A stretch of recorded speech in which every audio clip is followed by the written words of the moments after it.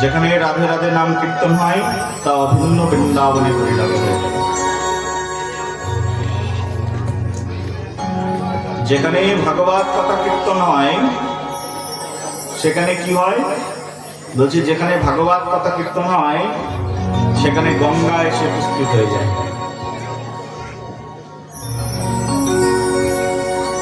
আজকে এখানে ভাগবতের অমৃতময় কথা এখানে কীর্তন হচ্ছে। যেখানে ভাগবত কথা হয় সেখানে গঙ্গা এসে উপস্থিত হয়ে যায়। আমরা গঙ্গায় যাই কিনা স্নান করতে, পবিত্র হওয়ার জন্য সবাই গঙ্গাতে যায়। গঙ্গা স্নান করলে পবিত্র হওয়া যাবে, এই বাসনা নিয়ে গঙ্গাতে যায়। আর যে গঙ্গাতে আমি যাচ্ছি অবগাহন করবার জন্য, সেই গঙ্গা এসে উপস্থিত হয়ে যায় যেখানে ভাগবত কথা কীর্তন হয়। শাস্ত্র বলছে তত্রৈব গঙ্গা যমুনা চ, সেখানে গঙ্গা যমুনা চলে আসে। তত্রৈব গঙ্গা যমুনা চ সিন্ধু গোদাবরী তত্র, সিন্ধু গোদাবরী নদী সেখানে উপস্থিত হয়ে যায়। তত্র সরস্বতীশ্চ, এমনকি সেখানে সরস্বতী নদী পর্যন্ত চলে আসে। কোথায়? শুধু সরস্বতী নদী নয়, যেখানে ভাগবত কথা হয় সেখানে শাস্ত্র বলছে সর্বাণি তীর্থানি বসন্তি, সর্বতীর্থ সেখানে এসে বাস করে যেখানে ভাগবত কথা হয়। যত্র যত্র অচ্যুতদর কথা প্রসঙ্গ, যেখানে ভগবান শ্রীকৃষ্ণের বাগ্ময়ী স্বরূপ ভগবানের দিব্য কথা আলোচনা হয়, সেখানে বলছে যত্র অচ্যুতদর কথা প্রসঙ্গ। অচ্যুতদর কথা প্রসঙ্গ মানে হচ্ছে, অচ্যুত শব্দের অর্থ যিনি কাউকে তার চরণ থেকে চ্যুত করেন না, তার নাম হচ্ছে অচ্যুত। এই জগৎ সংসারে সবাই সবাইকে চরণচ্যুত করে দেয়, কিন্তু একজনই আছে যিনি কখনো তার ভক্তকে তার চরণ থেকে চ্যুত করেন না। তিনি হচ্ছেন পরমেশ্বর ভগবান শ্রীকৃষ্ণচন্দ্র। ভগবান শ্রীকৃষ্ণের এক নাম হচ্ছে অচ্যুত। যদি কেউ কৃষ্ণ মন্ত্রে দীক্ষা গ্রহণ করেন পূর্ণ বিধি অনুসারে এবং পূর্ণ দীক্ষা যদি কেউ প্রাপ্ত হয় কৃষ্ণ মন্ত্রে, তখন কৃষ্ণ মন্ত্রে দীক্ষা নিলে তার পিতার গোত্র মাতার গোত্র পরিবর্তন হয়ে যায়। তখন তার যে গোত্র হয় সেই গোত্রের নাম হয় অচ্যুত গোত্র। অচ্যুত গোত্র শুধুমাত্র একজন কৃষ্ণ ভক্তই অচ্যুত গোত্রের অধিকারী হতে পারেন। আপনারা দেখবেন আপনাদের কোনো ভাই, আপনাদের কোনো কাকা, আপনাদের কোনো গ্রাম প্রতিবেশী যদি বৃন্দাবনে গিয়ে বা কাশীতে গিয়ে বা অন্য কোথাও গিয়ে একবারে দীক্ষা গ্রহণ করেছেন, পুরোপুরি সন্ন্যাস হয়ে গেছেন, দেখবেন যে আপনি শ্রাদ্ধ করছেন এক নিয়মে, আপনি শ্রাদ্ধ করছেন আর এক নিয়মে। কারণ তাদের গোত্রটাই পরিবর্তন হয়ে যায়। আর গোত্র পরিবর্তন হওয়ার কারণে যত শৌচ অশৌচ যারা গৃহস্থ জীবনে আছে তাদের উপরে এসে বর্তায়, কিন্তু যিনি কৃষ্ণ ভক্ত তাদের কোনো শৌচ অশৌচ পড়েই না। বিশেষ করে যারা সন্ন্যাসী হয়েছেন। শ্রীকৃষ্ণের আর এক নাম হচ্ছে অচ্যুত। শাস্ত্র বলছে যেখানে অচ্যুত দ্বার কথা প্রসঙ্গ কীর্তন হয়, যেখানে অচ্যুত কৃষ্ণের কথা আলোচনা হয়, আর কৃষ্ণের কথা যেখানে আলোচনা হয় সেখানে সর্বতীর্থ এসে অবস্থান গ্রহণ করেন। সর্বাণি তীর্থানি বসন্তি, বসন্তি মনে বাস করেন। এসে উপস্থিত হয়ে যায়, সেখানে এসে উপবেশন করেন, বাস করতে থাকেন। সব তীর্থরা সেখানে চলে আসেন। এখন আপনারা বলুন, আমরা এখানে 3 দিন ভাগবত কথা কীর্তনের সংকল্প করেছি। এই 3 দিনে এখানে গঙ্গা, যমুনা, সরস্বতী, নর্মদা, সিন্ধু, কাবেরী আদি নদী এখানে এসে উপস্থিত হয়েছে। এখানে যারা গ্রামের মায়েরা আছেন, বলুন তো আপনি কখনো একটা নদীতে স্নান করেছেন কিনা, দুটো নদীতে স্নান করেছেন কিনা? গঙ্গা, যমুনা, সরস্বতী 3টে নদীতে স্নান করেছেন? এখানে যারা আছেন কেউ আছেন 3টে নদীতে স্নান করেছেন? 2-1 জন করেছেন 3টে নদীতে, হয়তো প্রয়াগ আদি কোন জায়গায় গেছেন, সেখানে গিয়ে করেছেন নাকি? হ্যাঁ, এখানে তো আর 3টে নদীতে স্নান করা সম্ভব নয়। স্নান করতে গেলে তাহলে আপনাকে এলাহাবাদ যেতে হবে, প্রয়াগ, তীর্থরাজ প্রয়াগ, সেখানে যেতে হবে। সেখানে গেলে হয়তো স্নান করা সম্ভব। কিন্তু আপনাদের কত মহাভাগ্য, বলছে এটা তো 3টে নদী গেল। বলছে যেখানে ভাগবত কথা হয় সেখানে এই 3টে নদী চলে আসে। কোন কোন নদী? গঙ্গা, যমুনা, সরস্বতী।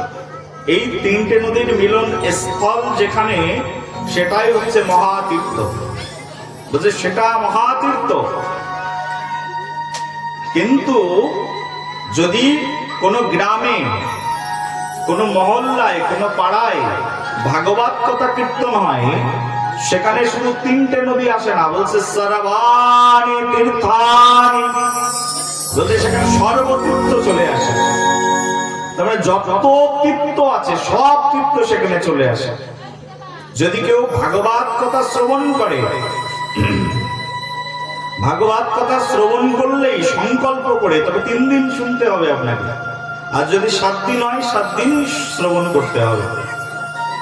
7 দিন ধরে কেউ যদি ভাগবত কথা শ্রবণ করে, বলা হচ্ছে গঙ্গা, যমুনা, সরস্বতী, নর্মদা, সিন্ধু, কাবেরী, অলকানন্দা আদি যত পবিত্র নদী আছে, সব নদীতে স্নান করলে যে ফল লাভ হয়, এক ভাগবত আসরে এসে ভাগবত কথা শ্রবণ করলে তার সেই ফল লাভ হয়ে যায়।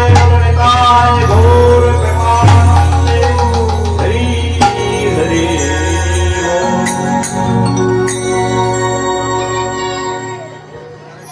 তো আজকে আমরা অত্যন্ত ভাগ্যবান যে আমরা সবাই ভাগবত কথার অঙ্গনে এসে এত এত পবিত্র তীর্থে স্নান করার ফল লাভ করছি। বলো একবার সবে রাধে, বলো সবে প্রেম সে বলো, দুহাত তুলে বলো, বলো রাধা রানী সরকার কি।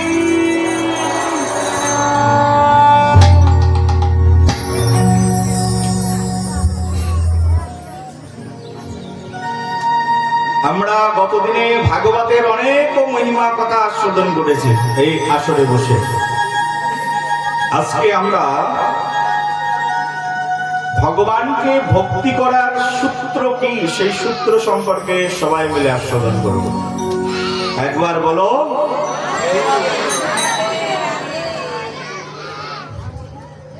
তবে এই গ্রামে এসে আমার একটা বিশেষ অভিজ্ঞতা হয়েছে। আজকে আমি আমার এই বাবাকে নিয়ে এই পুরো গ্রাম ঘুরেছি, এই পাড়ার দিকে প্রত্যেকের বাড়িতে বাড়িতে গেছে। কিন্তু দেখলাম যে গ্রামের মানুষ ম্যাক্সিমাম সবাই বাংলা পড়তে জানে, শিক্ষিত। আমরা শিক্ষিত গ্রামে চলে এসেছি। বলে একবার রাধে রাধে। গ্রামের সব মায়েদেরকে একটা করে বই দিয়েছি, সবাই গ্রহণ করেছেন এবং সবাই বলছে আমরা পড়তে জানি। এর চেয়ে আর কি আনন্দ আছে, সবাই পড়তেই জানে। আমরা শিক্ষিত গ্রাম। গ্রাম হলে কি হবে?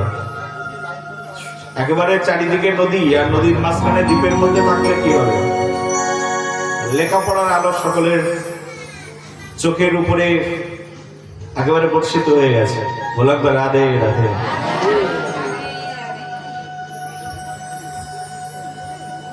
সেজন্য আমরা সবাই জানি, যারা পড়াশোনা করেছেন সবাই জানেন সূত্র কাকে বলে। বলে একটা বিশাল বড় অঙ্ক, এই অঙ্কটা একটা ইকুয়েশনে, একটা ম্যাথমেটিক্সের একটা অঙ্ক যদি করতে যায় 3 পৃষ্ঠা চলে যাবে, কিন্তু সূত্র জানা লাগবে। যদি সূত্র জানো তাহলে অঙ্ক করতে পারবে, আর সূত্র যদি না জানবে অঙ্ক করতেই পারবে না। বলে একবার রাধে রাধে। সূত্র না জানলে অঙ্ক করা যায় নাকি মায়েরা? বলো, যায়? হ্যাঁ, গ্রামার না জানলে ইংরেজি লেখা যায় নাকি? হ্যাঁ, যদি তুমি গ্রামার না জানবে তাহলে ইংরেজি লিখতে পারবে? প্রথমে গ্রামার শিখতে হবে, এই গ্রামারটাই হচ্ছে সূত্র। যখন শিক্ষক মশাই স্কুলে ছাত্রছাত্রীদেরকে পড়ান প্রথমে সূত্র শেখান, কারণ সূত্র না শিখলে সে কিছুই করতে পারবে না। ইংলিশ মাস্টার মশাই যখন ইংরেজি পড়ায় তখন প্রথমে বলে দেয়, শোনো, ইংরেজি একটা সেন্টেন্স যদি তুমি লিখতে চাও প্রথমে সাবজেক্ট বসাতে হবে, তারপরে ভার্ব বসাতে হবে, তারপরে অবজেক্ট বসাতে হবে, তাহলে একটা পূর্ণাঙ্গ সেন্টেন্স তৈরি হবে, না হলে সেন্টেন্স হবেই না। বলে একবার রাধে রাধে। তুমি যদি অঙ্ক করতে চাও তাহলে তোমাকে সূত্র জানতে হবে, সূত্র না জানলে তুমি অঙ্ক করতে পারবে না। তুমি যদি জ্যামিতি করতে যাও তার জন্য তোমাকে সূত্র জানতে হবে। প্রত্যেকটা বিষয়ের একটা বিশেষ সূত্র রয়েছে, সূত্র ছাড়া কোনো জিনিস সহজে সমাধান করা সম্ভবই নয়। তেমনই ভাবে ভগবানকে ভালোবাসতে চাই, ভগবানকে ডাকতে চাই, ভগবানকে ভজতে চাই, তাহলে ভগবানকে ভজন করবার জন্য নিশ্চয়ই একটা সূত্রের প্রয়োজন আছে, হ্যাঁ কি না? বলো বাবারা, বলো। আরে সবাই শিক্ষিত মানুষ, বলো সবাই, হ্যাঁ কি না? ওই অঙ্ক করতে সূত্রের প্রয়োজন, ইংরেজি শিখতে সূত্রের প্রয়োজন, সংস্কৃত শিখতে সূত্রের প্রয়োজন, তাহলে ভগবানের ভক্তি করতে সূত্রের প্রয়োজন আছে কিনা? নেই? আছে তো? তাহলে আজকে আমরা শিখব সেই সূত্র। ভগবানকে কোন সূত্রে ভগবানকে গাঁথা যায়, কোন সূত্র দিয়ে ভগবানকে সহজে নির্ণয় করা যায়। বলো একবার প্রেম সে বলো।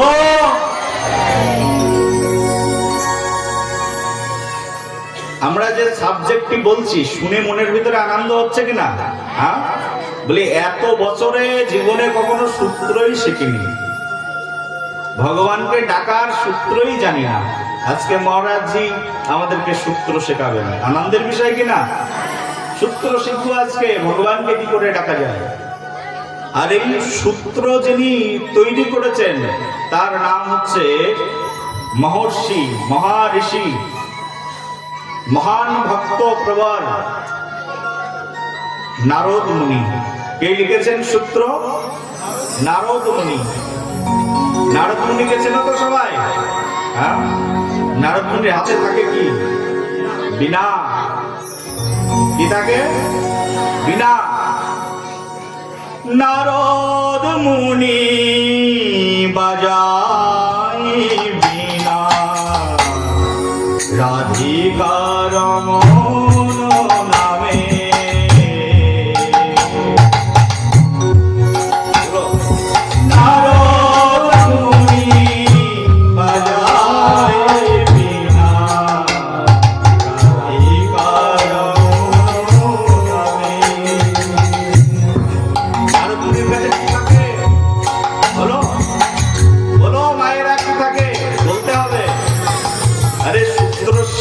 স্কুলে বসেছি, তুমি যদি না বলবে তাহলে সূত্র শিখবে কি করে? হ্যাঁ কি না অখিল বাবু?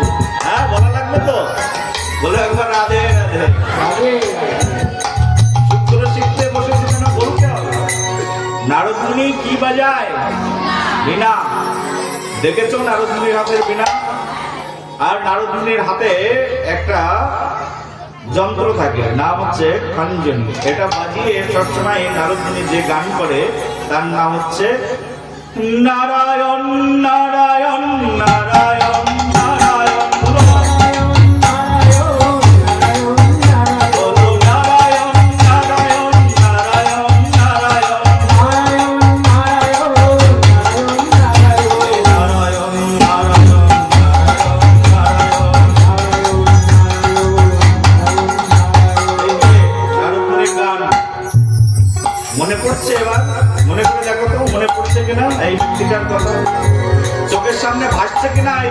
ছবি।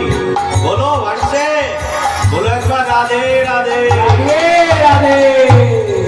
নারদ মুনি বাজায় বিনা রাধিকা রমন নামে, ওর নাম অমনি উদিত হয় ভকত গীত সামে। আমাদের আচার্যপাদ, সঙ্গীত বিশারদ আচার্যপাদ তার আপন লেখনীতে কীর্তন করেছে। নারদ মুনি বাজায় বিনা, সমগ্র বিশ্ব সংসারে যে বিনা সরস্বতীর হাতে দেখেছি, এই বিনার গ্রন্থি বন্ধন যিনি জানেন তার নাম হচ্ছে শ্রীপাদ নারদ মুনি। নারদ মুনি একটা ভালো করে বুঝবে, বাবা মায়েরা সবাই মিলে, দেখবে যে শিক্ষক একটু কথা বেশি বলে না, আর একটু বেশি বেশি সবার সঙ্গে মেশে, তাদের কাছ থেকে কিন্তু বেশি বেশি শেখা যায়, হ্যাঁ কি না বলো? হ্যাঁ। আবার অনেক শিক্ষক আছে কথা কম বলে, মানুষের সঙ্গে মেশে কম, তার কাছ থেকে শিক্ষাটাও কম পাওয়া যায়, হ্যাঁ কি না? হয়তো অনেক বড় শিক্ষক, কিন্তু মানুষ চায় সবসময় একজন ইজি শিক্ষক, যার সঙ্গে মিশে চলতে পারবো, মনের কথা বলতে পারবো, আর তিনি আমাকে মনের কথা বলবেন। তেমনি একজন শিক্ষক হচ্ছে জগৎ সংসারের নাম হচ্ছে নারদ মুনি। বলে একবার রাধে রাধে। দেখবে এই পৃথিবীতে নারদ মুনির এই পৃথিবীতে কোনো শত্রু নেই। বলো একবার রাধে রাধে। রাধে রাধে। নারদ মুনি অসুরদের কাছে গিয়ে চুপচাপ বসে পড়ে, আর দেবতাদের যা কথাবার্তা, সহজ সরল লোক তো, উল্টো মনে করবে না, খুব সহজ সরল লোক নারদ মুনি। নারদ মুনিকে জিজ্ঞাসা করবে, ও নারদ, অসুররা জিজ্ঞাসা করবে, বলো তো দেখি দেবতারা কোথায় আছে? ওই তো দেখে আসলাম ইন্দ্রদেব অপ্সরাদেরকে সামনে বসিয়ে রেখে নিজে বসে থেকে অপ্সরাদের সামনে নৃত্য দর্শন করছে, তার স্ত্রী পুত্র সবাই আপেল খাচ্ছে, ক্ষীর খাচ্ছে, ছানা খাচ্ছে, পোলাও খাচ্ছে, দেখে আসলাম। সঙ্গে সঙ্গে বলে দেবে। আবার অসুরদের বাড়ি থেকে যখন নারদ মুনি আবার দেবতাদের কাছে যাবে, দেবতারা জিজ্ঞাসা করবে, বলো তো অসুররা কি করছে? বলে, দেখলাম তো অসুররা মদ মাংস সব খাচ্ছে বসে বসে। অসুরদের কাছে গেলেও নারদ মুনিকে সবাই প্রণাম করে, বলে আসো আসো নারদ মুনি বসো, পাশে বসো। আবার দেবতাদের কাছে গেলে দেবতারাও আবার নারদ মুনিকে পাশে বসা। তার মানে কোনো শত্রু নেই, সবাই ভালোবাসে নারদ মুনিকে। তার মানে এই জগৎ সংসারের সবচেয়ে ইজি টিচার যদি কেউ থেকে থাকে, তার মানে সহজলভ্য শিক্ষক, তার নাম হচ্ছে নারদ মুনি। আমার কথা বুঝতে পারছো কিনা? হ্যাঁ। আর এই নারদ মুনি এই পৃথিবীর মানুষকে উদ্ধার করবার জন্য, এই পৃথিবীর প্রত্যেকটি মানুষকে সহজভাবে ভগবানকে জানানোর জন্য সূত্র লিখেছেন। এই দেখো বই আছে আমার কাছে, যদি কারোর দরকার হয় এই বই কিনে নিতে পারো। এই যে নারদ মুনি সূত্র লিখেছেন, দেখো বইয়ের উপরে লেখা আছে নারদ ভক্তি সূত্র। দেখো নারদ ভক্তি সূত্র বইয়ের নাম। কি নাম? নারদ ভক্তি সূত্র। নারদ মুনি এই ভক্তির সূত্র লিখেছেন, কিন্তু সহজে একথা সব জায়গায় আলোচনা হয় না। আমি তো প্রথমবার আলোচনা করছি, তাহলে অন্য পাঠকরাও ঠিক আমার মতো আলোচনা খুবই কম হয়। বলে একবার রাধে রাধে। তো আমরা এই নারদ মুনি ভক্তির সূত্র বর্ণনা করছেন, কি করে ভগবানের ভক্তি করা যাবে। নারদ মুনি বলছেন, সবাই হাত জোর করে সূত্র শেখো আমার সঙ্গে সঙ্গে।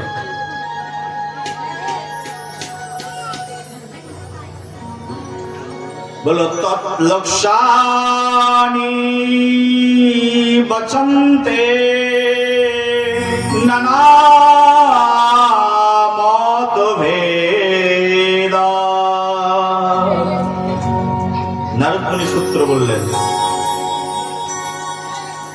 সমগ্র জগৎ জীব সংসারের মধ্যে বসে আছেন, আর তাদেরকে নারদ মুনি সূত্র শেখাচ্ছেন কি করে সহজে ভক্তি করা যাবে, কি করে সহজে ভগবানকে ডাকা যাবে।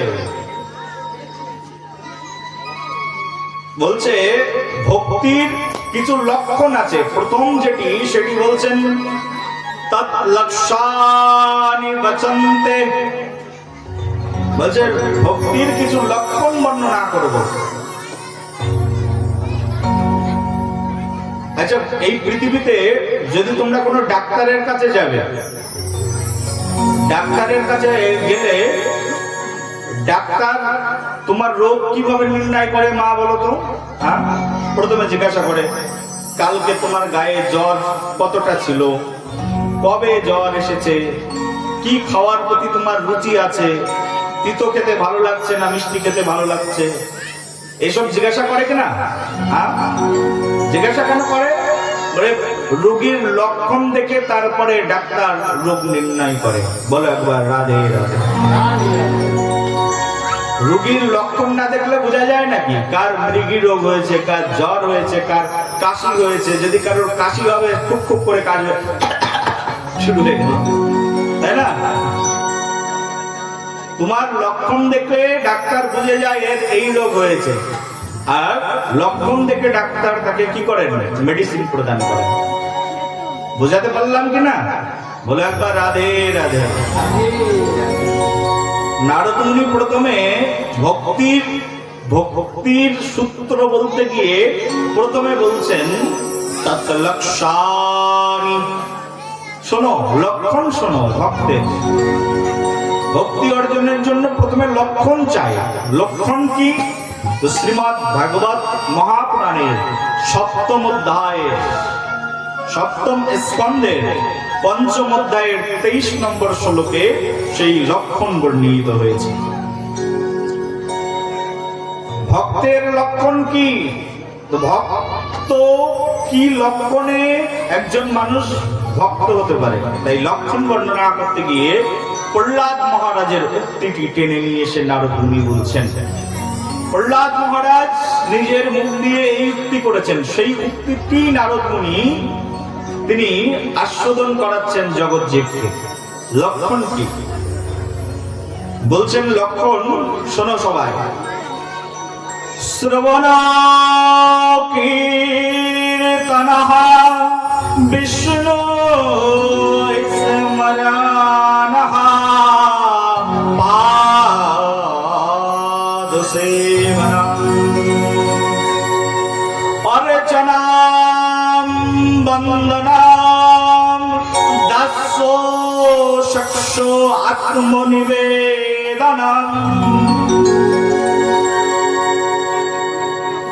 এই হচ্ছে ভক্তির লক্ষণ বলে বর্ণনা করা হলো।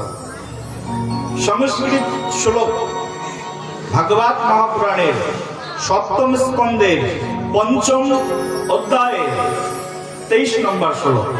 বলি মহারাজ সংস্কৃত ভাষায় বললেন, কিছুই বুঝতে পারলাম না। এবার শোনো তাহলে বাংলা অর্থ। বলছে ভক্তের প্রথম লক্ষণ কি? বলছে শ্রবণা। প্রথম লক্ষণ কি?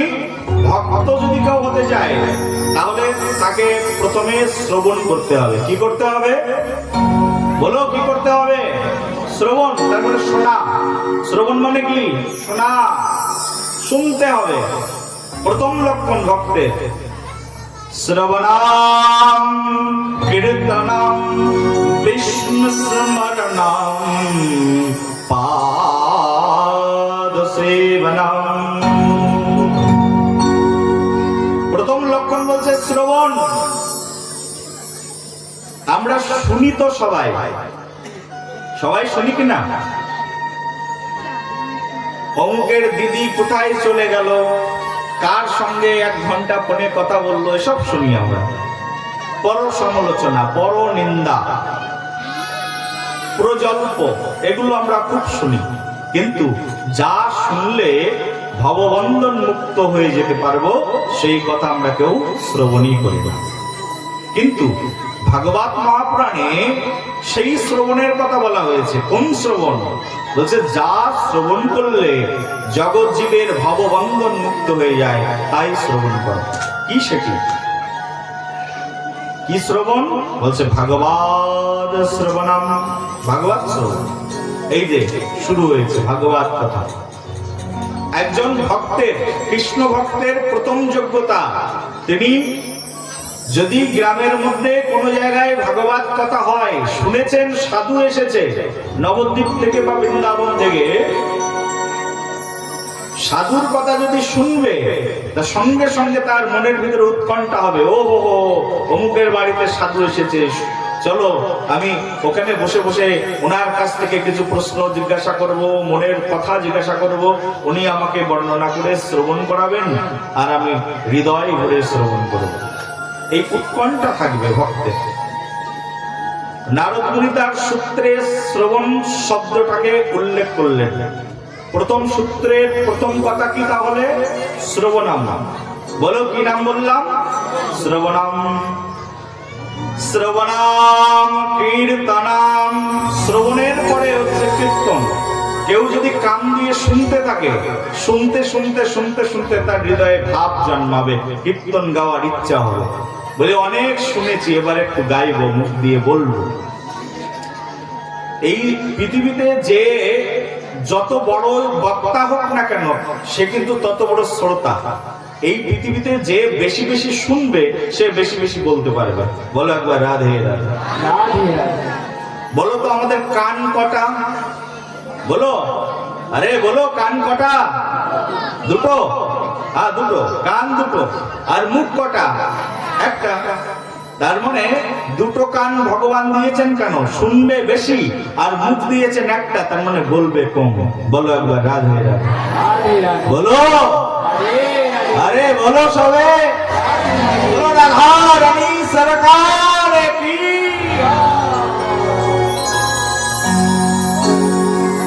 ভগবান সব জিনিস দিয়েছেন, তার একটা মেজারমেন্ট তিনি তৈরি করেই দিয়েছেন।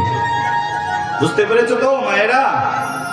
শুনবে একটু বেশি, আর বলবে একটু কম। কিন্তু যাদের একটু বলার অভ্যাস বেশি আর শোনার অভ্যাস কম, তাদের মধ্যে ভেজালটাও বেশি। বলো একবার রাধে রাধে। প্রথম যোগ্যতা কি তাহলে? বলো শ্রবণাম। তাহলে প্রথমে শ্রবণ করতে হবে। কার কথা? বলছে কৃষ্ণের কথা শ্রবণ করতে হবে।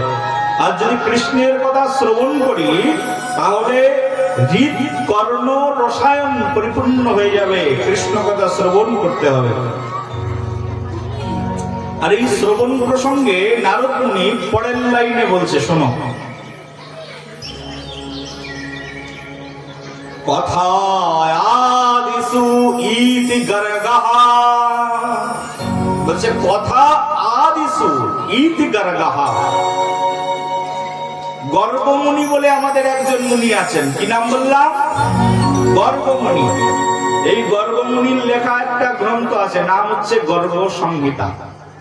প্রথমবার অনেকে হয়তো নাম শুনছো, কারণ তোমাদের তো পড়াই অভ্যাস, আর আমাদেরকে পড়তেই হয় কারণ মানুষকে শোনানোর জন্য।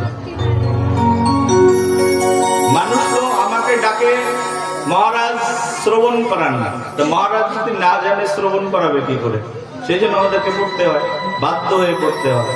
এই যে একটা গ্রন্থ গর্গমুনি লিখেছেন, নাম হচ্ছে গর্গ সংহিতা। এই গর্গ সংহিতাতে গর্গমুনি বলছেন কথা আদিসু, তার মানে ভগবানের কথার প্রতি আদিসু মানে কি? যা আদি কথা, তার নাম হচ্ছে ভাগবত কথা। এই জগৎ সংসারের সবচেয়ে আদি কথা কোন কথা? বলে বেদের কথাই হচ্ছে আদি কথা। ভগবানের কথা ছাড়া আর কোনো কথা ছিল নাকি? প্রথমে কথার জন্ম কোথার থেকে হয়েছে? শোনো তাহলে, ব্রহ্মাজি ভগবান অপ এবং সসর যাদব, চারিদিকে জল আর জল, জলের মধ্যে ভগবান শুয়ে আছেন। লীলা বিলাসের ইচ্ছা হলো, তার লীলা বিলাসের ইচ্ছা থেকে তার নাভি কমল থেকে তিনি ব্রহ্মার উৎপত্তি করালেন। তার নাভি থেকে কমল, তার মানে পদ্ম ফুলের উৎপত্তি হলো। আমাদের দেশে পদ্ম ফুল উৎপত্তি, পদ্ম ফুলকে দেখবার জন্য আমাদের কোনো জলাশয়ে যেতে হয়, কিন্তু ভগবান তার নাভি থেকেই পদ্ম ফুলের উদ্ভব ঘটিয়ে দিয়েছেন। আর সেই পদ্ম ফুলের উপরে একজন মনুষ্যকে সৃষ্টি করেছেন, যার নাম হচ্ছে ব্রহ্মা। কি নাম বললাম? বলো কি নাম বললাম? ব্রহ্মা। ব্রহ্মা যখন সৃষ্টি হয়েছে তখন তিনি বুঝতেই পারছিলেন না আমি কোথা থেকে আসলাম, কে আমি, কি আমার পরিচয়। ব্রহ্মা জানেনই না আমি কে, কি আমার পরিচয়। ব্রহ্মা সৃষ্টি হয়ে চুপচাপ বসে আছে। ব্রহ্মা অনেক সময় ধরে ভাবছেন আমি কে, শব্দই জানেন না ব্রহ্মা, কি বলবেন, বলতেও জানেন না। কিন্তু জলের মধ্যে, যেহেতু জলের উপরে ভগবান শ্রী বিষ্ণু শুয়ে আছেন, তার নাভি কমল থেকেই ব্রহ্মার জন্ম। আর জলের মধ্যে বুদবুদ শব্দ হচ্ছে, তপ তপ করে উঠছে। তখন ব্রহ্মা একটা শব্দ শুনতে পেলেন, জলের থেকে উদ্গৃহীত শব্দ, নাম হচ্ছে তপঃ। কি নাম? তপঃ, তার মানে তপস্যা। ব্রহ্মা ভাবলেন তার মানে আমাকে তপস্যা করতে হবে, কিন্তু তপস্যা করব কোন শব্দে? ভগবান কৃপা করে তার সম্মুখে একটি শব্দের অবতারণ করে দিলেন, আর সেই শব্দের নাম হচ্ছে ওম। তার সিংহনাদ থেকে একটা, কোথাও কোথাও বলেছে তার বংশীনাদ থেকে একটা শব্দ গৃহীত হলো, আর তার নাম হচ্ছে ওম। কি নাম বললাম? ওম। আর ব্রহ্মাজি প্রথম শব্দ কানের মধ্যে শুনতে পেলেন ওম, তখন তিনি মুখ দিয়ে বলতে চেষ্টা করলেন ওম। তার শব্দ তো এখান থেকে সৃষ্টি হয়েছে।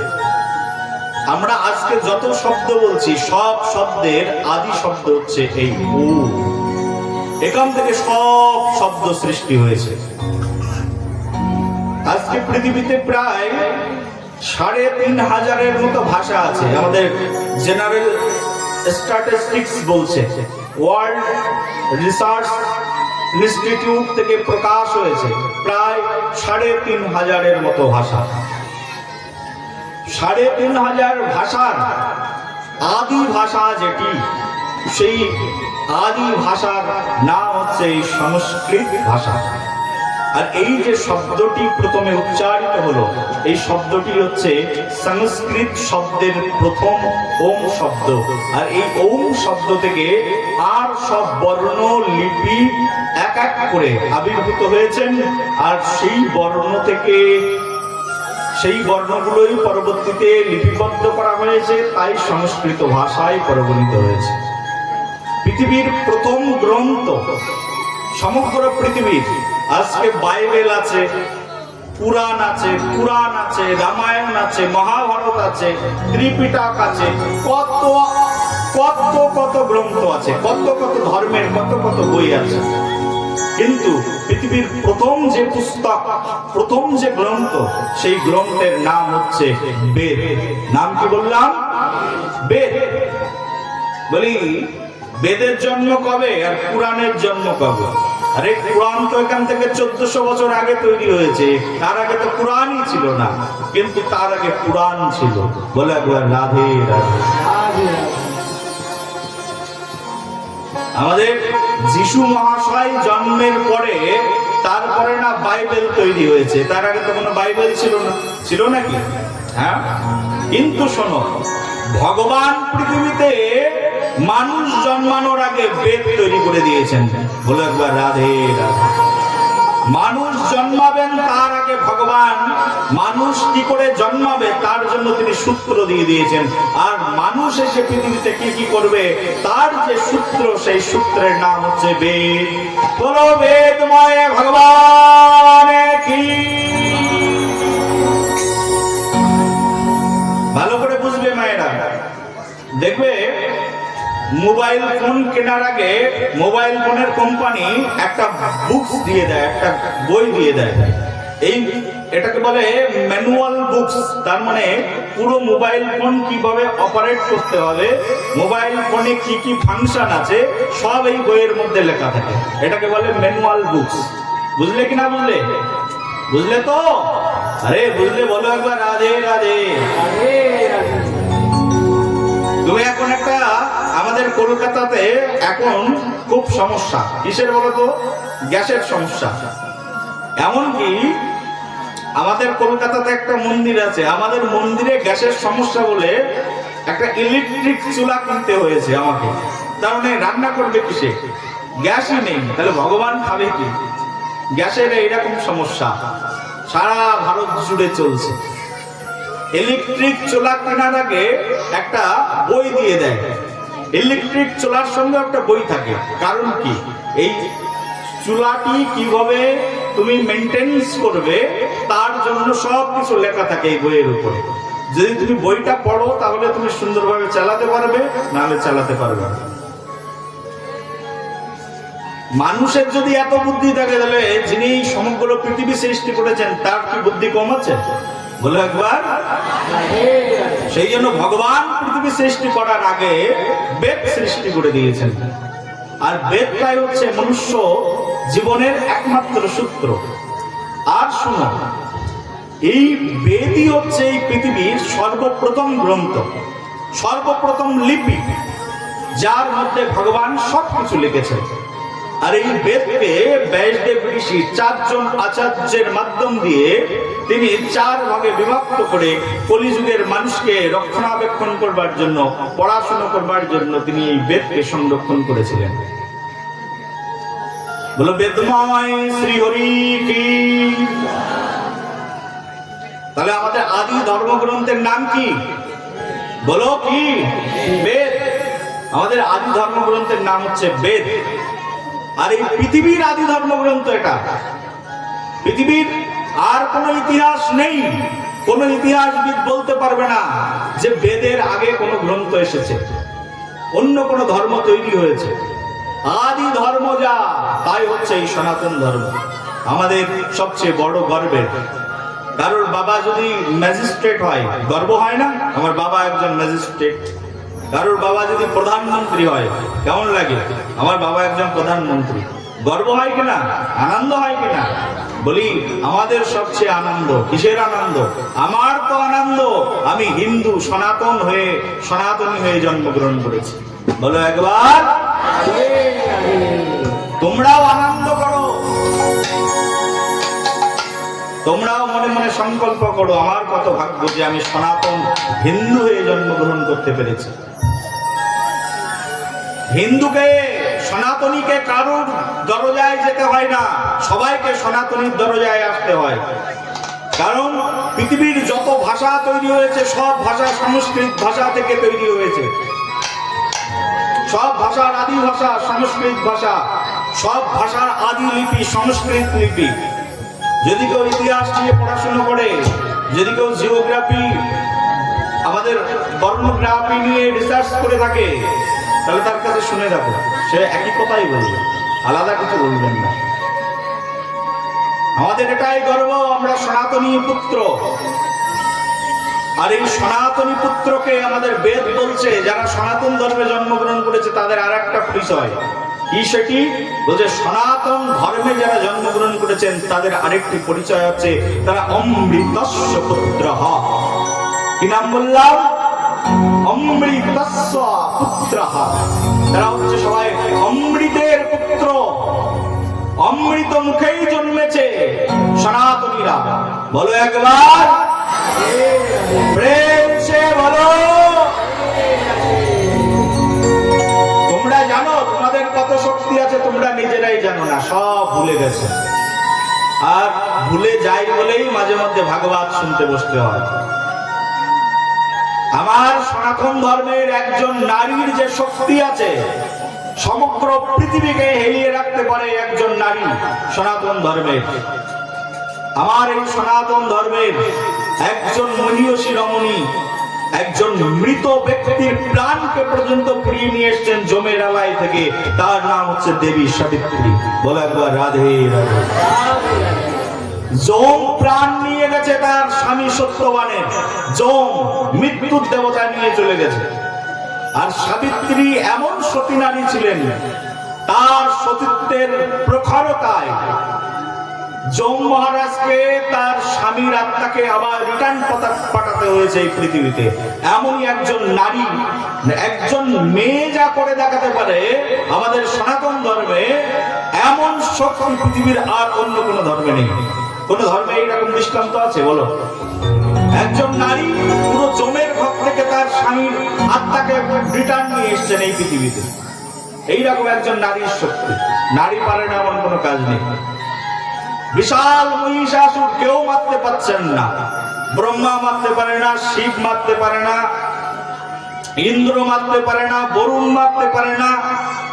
বলে মায়ের কাছে গিয়ে হাত জোর করে বলছেন, মা তুমি আমাদেরকে ত্রাণ করো।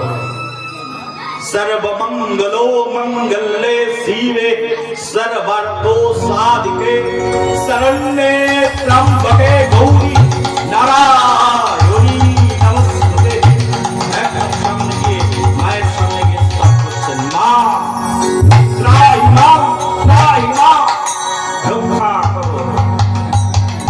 মা সঙ্গে সঙ্গে যে নারী স্নেহ প্রদান করে, যে নারী প্রেম প্রদান করে, মেখে ভাত তুলে মুখে খাওয়ায়, সেই নারী আজ রণচণ্ডা রণচণ্ডী রূপ ধারণ করে ওগলা বগলা ষোড়শী উমা কান্তা রূপ ধারণ করে হাতে ত্রিশূল নিয়ে মহিষাসুরের বক্ষের উপরে ত্রিশূল ফুটিয়ে দিল। তাহলে নারীর শক্তি কেমন এবার বুঝে না, বলে একবার তোমরা তো সুন্দরবনের মায়েরা জানোই না যে আমাদের এত শক্তি আছে, জানো কি না? জানো কিন্তু ভুলে গেছো। বলো একবার প্রেম সে বলো। আমাদের মায়েদের শক্তির কাছে সবকিছু থর থর থর থর কম্পিত হয়ে যায়। একজন নারী যদি সংসারে সতী নারী হয়, সে পুরো পৃথিবীকে চেঞ্জ করে দিতে পারে। বলো একবার। কোন মা যদি সতী হয়, এক পতিতে সন্তুষ্ট হয়, আর যদি সে ভগবত চরণে কৃষ্ণ চরণে তার মন প্রাণ সমর্পণ করে দেয়, তার কাছে পৃথিবীর কোনো অপশক্তি এসে দাঁড়াতে পারে না। সব অপশক্তিকে নাশ করার ক্ষমতা এক মায়ের মধ্যে রয়েছে। এই জগৎ সংসারে যদি উন্নতি আনতে হয়, পুরো সমগ্র সভ্যতায় উন্নতি আসতে পারে শুধুমাত্র নারীরা যদি আবার পুনর্বার হুঙ্কার দিয়ে জেগে ওঠে। বলো একবার। এই পৃথিবীর সব পুরুষরা যার কাছ থেকে শেখে তিনি হচ্ছেন একজন নারী।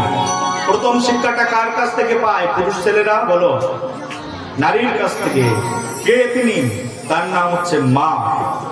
সেই জন্য মা যদি সুশিক্ষিত হয়, মা যদি বেদনিষ্ঠ হয়, মা যদি ধর্মনিষ্ঠ হয়, তার সন্তানও ধর্মনিষ্ঠ সন্তানে পরিণত হয়। একজন মাই শেখায়, যা বাবা মন্দিরে গিয়ে প্রণাম কর। কে শেখায়? তোমাদের সন্তানদেরকে শেখাবে, যা মন্দিরে গিয়ে প্রণাম কর, ভগবানকে হাত জোড় কর। শেখাবে তোমার সন্তানকে সকালবেলায় উঠে তুলসী দেবীকে প্রণাম নিবেদন কর। এটাই আমাদের সনাতন ধর্ম। আমার কথা বুঝতে পারছো মায়েরা? বুঝতে পারলে একবার কি বলবে? বলো একবার। তোমার ছেলেকে বলবে, যা সকালবেলায় উঠে স্নান কর। শোনো ভালো করে, কোন নারী কোন স্ত্রী সকালবেলায় উঠে বিনা স্নানে রান্না করলে, তার মানে স্নান না করে যদি রান্না করে, তাহলে তার স্বামীর আয়ু হরণ হয়ে যায়। বলো একবার রাধে রাধে। জানতে কি জানতে না? না জানলে ভালো করে শুনে নাও। আজকে মানুষ, এই কলিযুগের মানুষের 100 বছর বাঁচার কথা, কিন্তু 60 বছরেই মরে যায়, 70 বছরেই মরে যায়। তার কারণ কি? কারণ তোমার কারণে তোমার স্বামী মরছে, তোমার কারণে তোমার সন্তানের আয়ু হরণ হচ্ছে, তুমি নিজেই জানো না। বিনা স্নানে কোনো নারী বাসি কাপড়ে রান্না করলে, সেই রান্নাকৃত বস্তু যখন সে তার স্বামী সন্তানদেরকে খাওয়ায়, তাতে নেগেটিভ ঊর্জা তার দেহের মধ্যে গিয়ে তার ক্ষতি সাধন করে, তার দেহে বিভিন্ন ধরনের রোগের উপদ্রব সৃষ্টি করতে থাকে। সেজন্য রান্না করার আগে অবশ্যই স্নান করে রান্না করবে মায়েরা। সেই জন্য সকাল সকাল উঠবে আর সকাল সকাল স্নান করবে। একজন আদর্শ নারী তাকেই বলা হয় যিনি সবার আগে ঘুম থেকে উঠবেন আর সবার পরে ঘুমাতে যাবেন। বলে একবার রাধে রাধে। আমাদের ভারতবর্ষের একজন মহান পণ্ডিত আছেন, নাম হচ্ছে আচার্য চাণক্য, এই চাণক্য তার নীতিশাস্ত্রের মধ্যে বলেছেন, নারী যদি পুরুষের পরে ঘুম থেকে ওঠে, তার মানে পুরুষ জাগার আগে যদি নারী জাগে, ওই সংসারে কখনো কোনোদিনের জন্য মঙ্গল হবে না। বলো একবার, বলো একবার। একজন পুরুষ ছেলে জাগার আগে তোমাকে জাগতে হবে। তোমার মনোভাব হবে এরকম, কবিতা আছে না বাংলায়, আমি হব সকাল বেলার পাখি আর সবার আগে কুসুম বাগে উঠবো আমি ডাকি। হলো একবার রাধে রাধে। সবার আগে উঠবে একজন মা, সবার আগে উঠবে নারী, আর ঘুমাতে যাবে স্বামী ঘুমানোর পরে, তার মানে সবাই শুয়ে পড়বে, তারপরে নারী ঘুমাতে যাবে। নারীর কর্তব্য কতটা? সংসারে নারী অবহেলিত নয়, নারীর কর্তব্যটাই সংসারে সবচেয়ে বেশি। বলো একবার প্রেম সে বলো।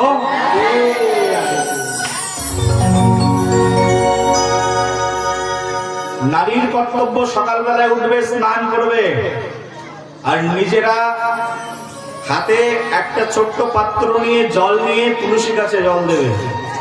এই তুলসী হচ্ছে আমাদের ভক্তি প্রদানকারী, তুলসীকে স্তব করবে। তুলসী যদি কৃপা করে, তুলসীর কৃপাতে তুমি একজন পরম ভক্ত আর সতী নারীতে পরিণত হতে পারবে। এই জগৎ সংসারে তুলসীর মতো সতী আর কাউকে দেখা যায় না। সেই জন্য তুলসীর আর এক নাম হচ্ছে সতী তুলসী। কি নাম? বলো কি নাম? সতী তুলসী। আর যখন তুমি সতী নারীর সঙ্গে থাকবে, তুমিও সতী হয়ে যাবে। তুমি যদি একজন ব্যক্তি মদ খায়, মাতাল, তুমি মাতালের সঙ্গে চলাফেরা করলে আস্তে আস্তে তুমি একদিন মাতাল হয়ে যাবে। হ্যাঁ কি না বলো? হ্যাঁ। একজন মানুষ ভালো গান গায়, একজন ভালো গায়কের সঙ্গে থাকলে তুমি আস্তে আস্তে গায়ক হয়ে যাবে। নায়কের সঙ্গে থাকলে নায়ক হয়ে যাবে, নায়িকার সঙ্গে থাকলে নায়িকা হয়ে যাবে। ভালো রাঁধুনির সঙ্গে থাকলে ভালো রাঁধুনি হয়ে যাবে। ভালো একজন বুদ্ধিজীবী মানুষের সঙ্গে থাকলে তুমি একজন ভালো বুদ্ধিজীবীতে পরিণত হবে। যেমন মানুষের সঙ্গ করবে তেমন স্বভাব তৈরি হবে। বলো একবার। প্রতিদিন তুলসী দেবীর সঙ্গ করবে, তুলসীতে জল দেবে, তুমি একজন সতী নারীতে পরিণত হতে পারবে। যারা চলে যাচ্ছ, কিসের জন্য যাচ্ছ বলে যাবে। হ্যাঁ, শেষ করে দেবো নাকি? খারাপ লাগছে শুনতে? তাহলে বলো একবার রাধে রাধে। সবাই বলো রাধা রমন লাল কি। অ্যাটলিস্ট আমাদের সবাইকে কৃষ্ণ ভক্ত হতে হবে। আর কৃষ্ণ ভক্ত হওয়ার প্রথম সূত্র নারদ মুনি কি শিখালেন? বলো শ্রবণম। কি সূত্র? কি? শ্রবণ করা। এই শ্রবণটাই হচ্ছে আসল। এই যে শুনতে শুনতে চলে যাচ্ছ, অপরাধ হয়ে যাচ্ছে। কিন্তু শুনবে মনে শোনো প্রেম দিয়ে। আরে সংসার তো সারা জীবন থাকবে, তোমার বাচ্চা সারা জীবন কাঁদবে, আমরা সারা জীবন আসবো না। বলো একবার রাধে। কৃষ্ণ ভক্ত হলে কি কি লাভ শোনো। একজন কৃষ্ণ ভক্ত সংলাপ শোনো, বাজাও, আমাদের সঙ্গে সঙ্গে গাও কৃষ্ণ ভক্তের সংলাপ।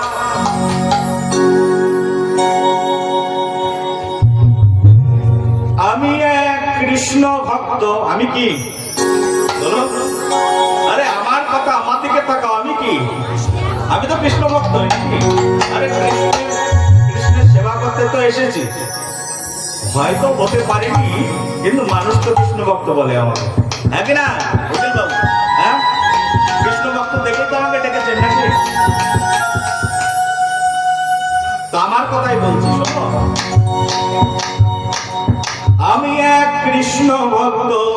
বলো আমি এক কৃষ্ণ ভক্ত। আমি এক কৃষ্ণ ভক্ত। আমি এক কৃষ্ণ ভক্ত। আমি বাউল গান গাই। বাউল গান গাই। এসেছি শোনাতে বাউল এই সবাই। এসেছি শোনাতে বাউলে সবাই। সভা চলছে তো এটা, সবার মধ্যে আমরা একটা কৃষ্ণ ভক্তির বাউল শোনাচ্ছি, শোনো। বলি আমি এক কৃষ্ণ ভক্ত, আমি এক কৃষ্ণ ভক্ত, আমি এক কৃষ্ণ ভক্ত, আমি এক কৃষ্ণ ভক্ত, আমি বাউল গান গাই, আমি বাউল গান গাই, আমি এসেছি শোনাতে বাউলের সভায়, আমি এসেছি শোনাতে বাউলের সভায়। শুনো শুনো সভা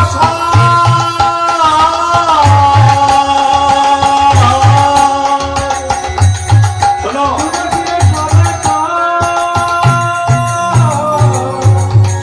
সভাসদ বোঝে তো, তার মানে সবাই বসে, যারা যারা সবাই বসে আছে তাদের সবাইকে কি বলে? সভাসদ। বলে শোনো, বলি শুনো শুনো সভাসদ,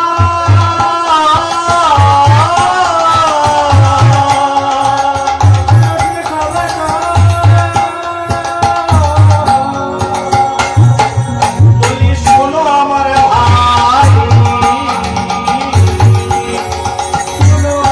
ভাই, বলি ভাই রে ভাই, ভাই রে ভাই, ভাই রে ভাই, ভাই রে ভাই, ভাই রে ভাই, ভাই রে ভাই, ভাই রে ভাই, ভাই রে ভাই। কৃষ্ণ ভক্ত এই জগতে সবার প্রিয় হয়, বলি কৃষ্ণ ভক্ত এই জগতে সবার প্রিয় হয়। কৃষ্ণ ভক্ত এই জগতে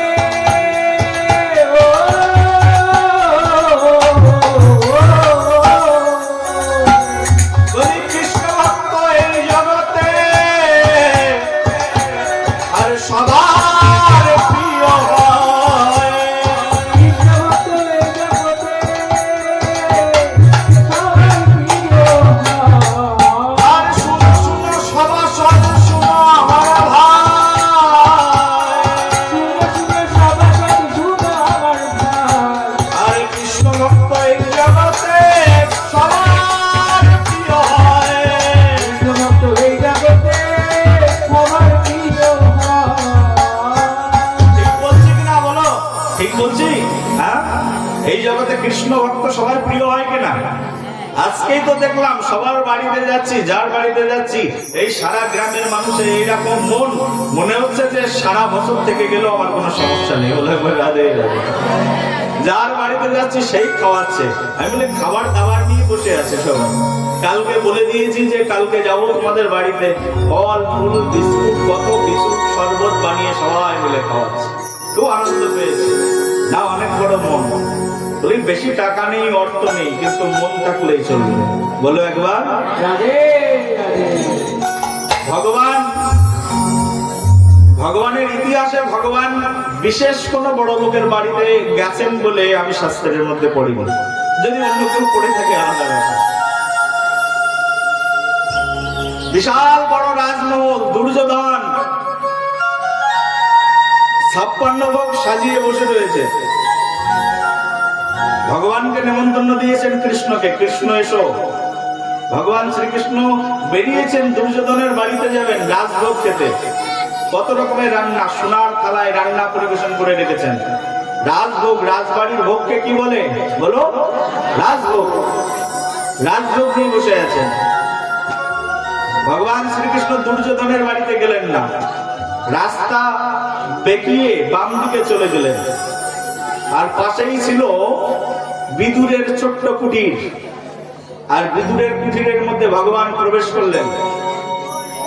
আর ভগবান শ্রীকৃষ্ণ প্রবেশ করে দেখলেন সেই বিদুরের কুটিরে ছোট্ট একটা কুটির বানানো, কিন্তু যদি আকাশে সূর্য ওঠে না, তো সূর্যটা একদম ডাইরেক্ট ঘরের মধ্যে ঢুকে যায়, তার মানে ছাদ নেই। অল্প অল্প ছাদ আছে, তার অল্প অল্প খড়কুটো আছে, যে কোনো সময় বৃষ্টিটাও ঘরের মধ্যে ঢুকে যায়।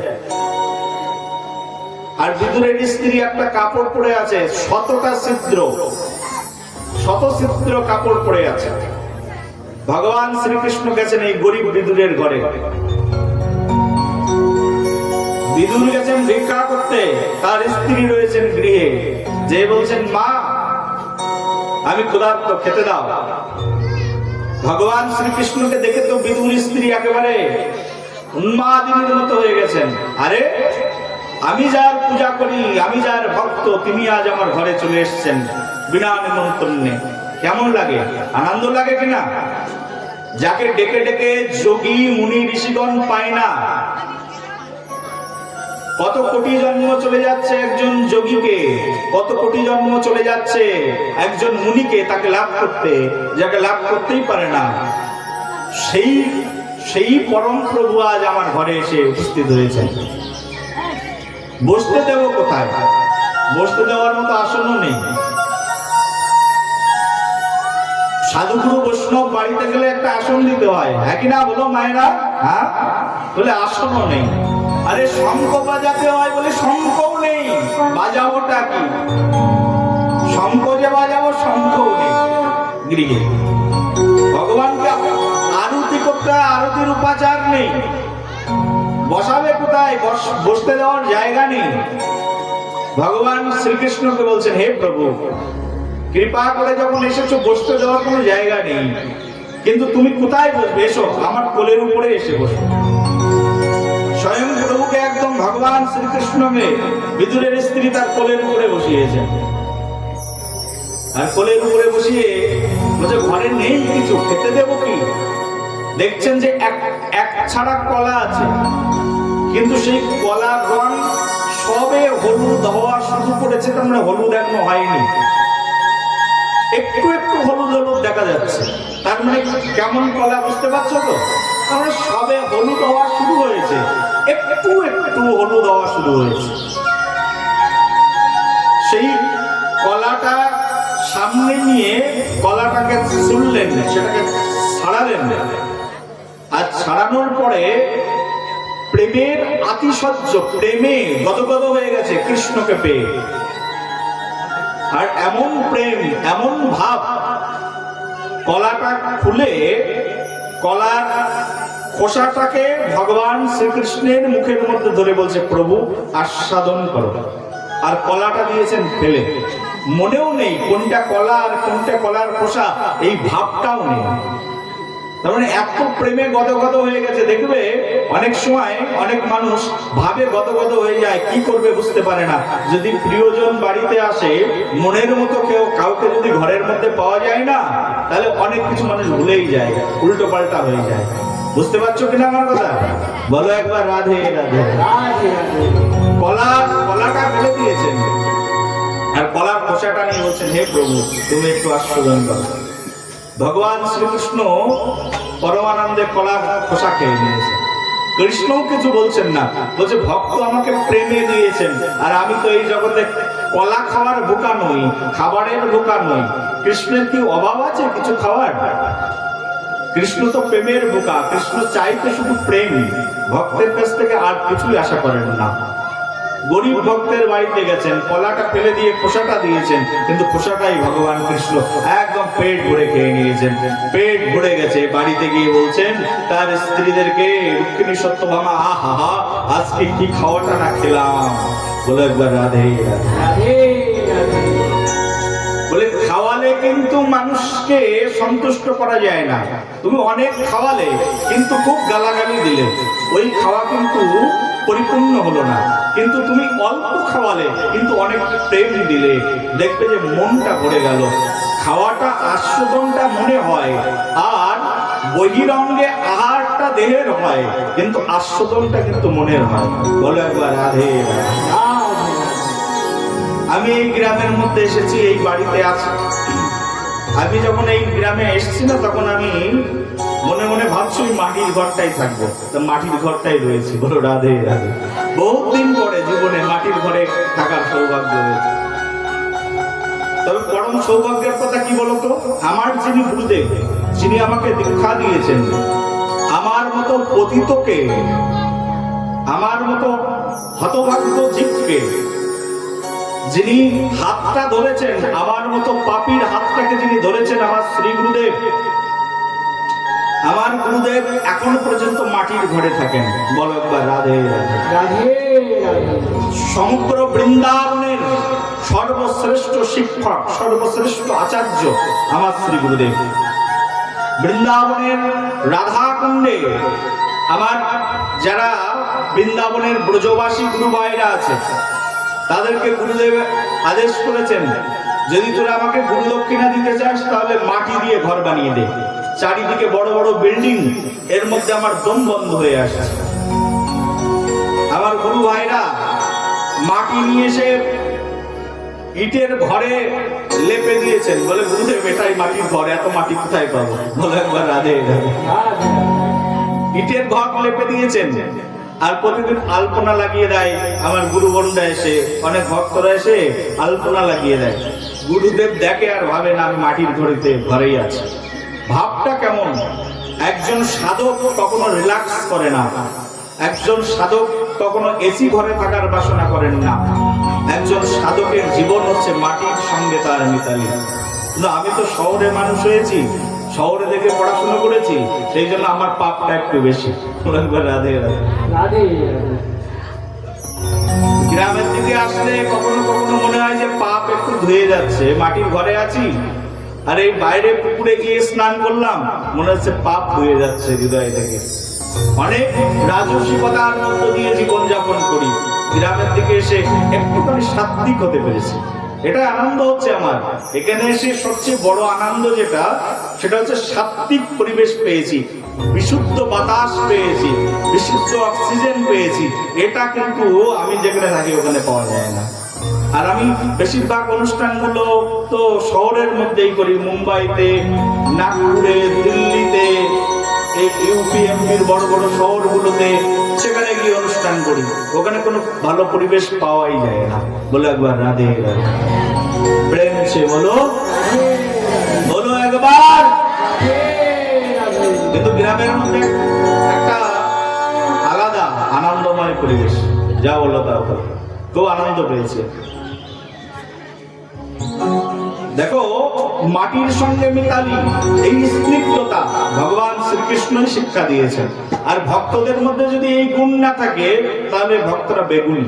বলো একবার রাধে রাধে। যদি এই গুণ না থাকে, মাটিকে, প্রকৃতিকে যদি ভালো না বাসতে পারে, ভালোবাসবো কাকে আমরা? এই জগৎ সংসারে ভালোবাসার কেন্দ্রই হচ্ছে আমাদের এটি। আজকে ভগবান শ্রীকৃষ্ণকে কোলের মধ্যে রেখে আজকে কলা খাওয়াচ্ছেন, কলার খোসা খাওয়াচ্ছেন। কৃষ্ণ পরমানন্দে কলার খোসা খেয়ে নিয়েছেন।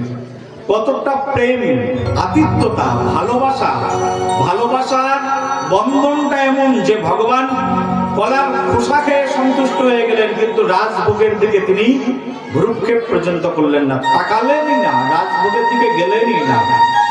সেই জন্য মানুষ গরিব হোক কোনো সমস্যা নেই, কিন্তু মনটা অনেক বড় হওয়া চাই। বলো একবার প্রেম সে বলো। যদি এই জগতে কেউ কৃষ্ণ ভক্ত হয়ে যায়, ভগবান কৃষ্ণ বিদুরের বাড়িতে গেছেন কেন? কারণ বিদুরের স্ত্রী কৃষ্ণ ভক্ত। দুর্যোধন কৃষ্ণ ভক্ত, কিন্তু কুড়ো মনের, তার মানে খুব কুটিল মনের। বলে কৃষ্ণ ভক্ত যদি আবার কুটিল মনের হয়, ভগবান কিন্তু সেখানে যায় না। বলো একবার রাধে রাধে। কৃষ্ণ ভক্ত সরল হতে হবে।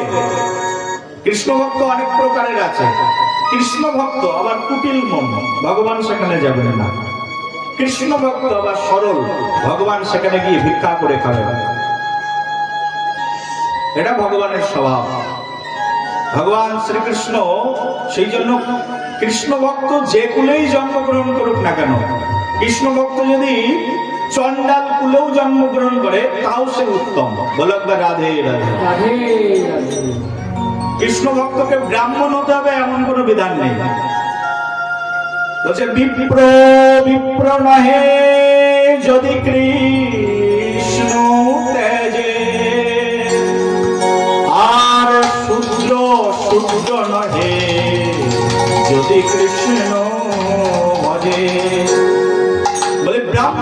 ব্রাহ্মণ নয় যদি কৃষ্ণকে ত্যাগ করে দেয়, আবার শূদ্র নয় যদি কৃষ্ণকে ভজন করে।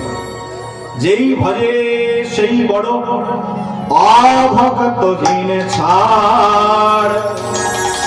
কৃষ্ণ ভজনে নেই জাত কুলের বিচার। কৃষ্ণ ভজন এরকম, এখানে কোনো জাত কুলের বিচার নেই। কে কোন কুলে জন্মগ্রহণ করেছেন, নাথিং ম্যাটার্স, এটা কোনো বিষয়ই নয়। যিনি কৃষ্ণ ভজন করছেন এই জগৎ সংসারে সেই বড় হয়ে যায়। সেই জন্য কৃষ্ণ ভক্ত এই জগতের সকলের প্রিয়। আমরা কি গাইছিলাম মনে আছে? কি গাইছিলাম বলো? আমি এক কৃষ্ণ ভক্ত, আমি এক কৃষ্ণ ভক্ত, আমি এক কৃষ্ণ ভক্ত, আমি এক কৃষ্ণ ভক্ত, বলি বাউল গান গাই। বাউল গান গাই। আমি এসেছি শোনাতে বাউল সবাই, আমি এসেছি শোনাতে, বাউল সবাই, আমি এসেছি শোনাতে বাউল সবাই। এসেছি শোনাতে বাউল সবাই। বলি শুনো শুনো সদা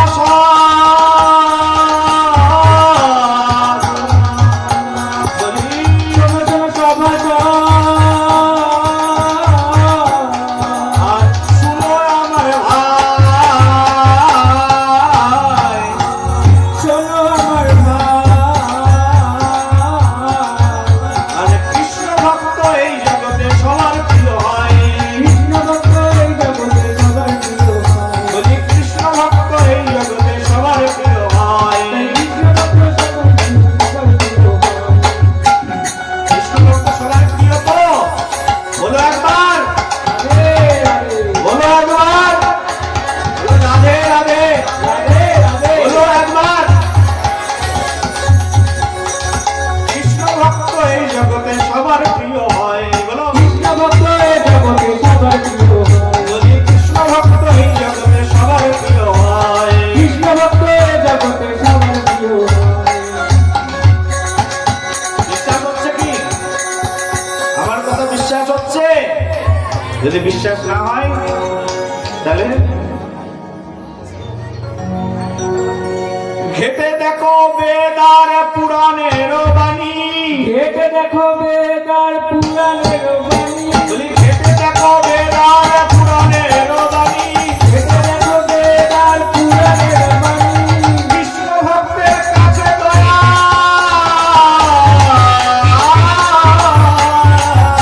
বলি কৃষ্ণ ভক্তের কাছে দয়াল, আমার কৃষ্ণ ভক্তের কাছে দয়াল, কৃষ্ণ ভক্তের কাছে দয়াল, বলি সদাই আছে ঋণী। সবাই আছে। দেখো যদি বিশ্বাস না হয় তাহলে বেদ আর পুরাণ ঘেটে দেখো, সব জায়গায় কৃষ্ণ ভক্তের কাছেই ভগবান সবসময় ঋণী আছে। কৃষ্ণ ভক্তের ভক্তি এমন ভগবান ঋণী হয়ে যায় কৃষ্ণ ভক্তের কাছে। তাই সবাই মিলে বলি কৃষ্ণ ভক্ত হও আর কৃষ্ণ গুণ গাও। বলি কৃষ্ণ ভক্ত হও আর কৃষ্ণ গুণ গাও, বলি কৃষ্ণ ভক্ত হও আর কৃষ্ণ গুণ গাও। কৃষ্ণ ভক্ত হওয়ার কৃষ্ণ গুণ গাও। বলি কৃষ্ণ প্রেম রসে ডুবে জগৎ মাতা।